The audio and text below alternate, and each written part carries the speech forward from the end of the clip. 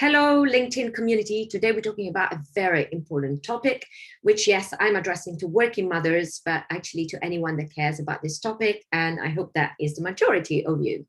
So from my own observations of women I speak to that surround me, as well as looking at stats from various articles and sources, I can see that less of 1 in 5 women have seen their working mothers have seen their working conditions improve as a result of the pandemic, because they've had their partner at home sharing equally household chores. And so they've had more time for exercising for themselves and for quality time with the children and their family overall. For the rest, it has not been as rosy.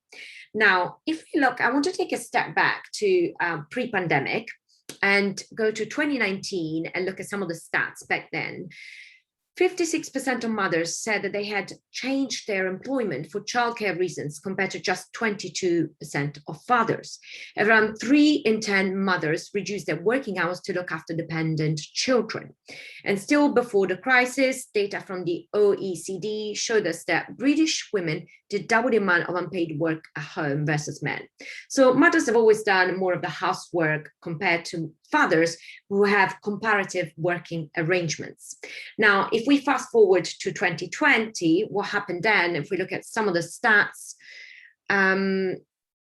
during the first phase, after the first phase of the lockdowns in the country, a huge percentage of working mums were retrenched and have permanently lost their jobs.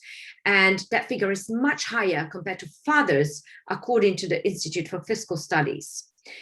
Yet, it is still important that despite all these challenges that we must tackle as a society, you stay inspired to work without feeling guilt and shame about your children's needs.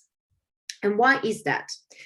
Yes, it has huge positive impact on organizations as well as society overall. But beyond that, I want to put that aside for a second. I want to focus on another 2 reasons which are extremely important. First of all, it helps you holistically. It helps you self-actualize in this life. And we only have one life, so we want to make it as fulfilling as possible. And the second reason is that extremely positive role model that you create for your children. They will also grow up knowing that within the household, every member has got a responsibility to fulfill, and that tasks need to be shared equally across all members of a household. What I'm not advocating, though, is that you suffer in silence, trying to cover all bases within the current status quo. What I'm advocating is that you start working on what you have most control on, which is yourself. I know that sometimes we feel that there is no way of kind of changing the situation we're in, but we always have more agency than we give ourselves credit for. It's just that we often don't exercise that agency. So start working on yourself, and how you position yourself at work, how you position yourself at home, your own energy levels, as well as your inner balance. If you feel that you are sacrificing yourself, that you are that lamb, or that you don't even know where to start, to start working on yourself, then I would love to hear from you. You can comment on this video or just PM me. Until next time, take care. Bye.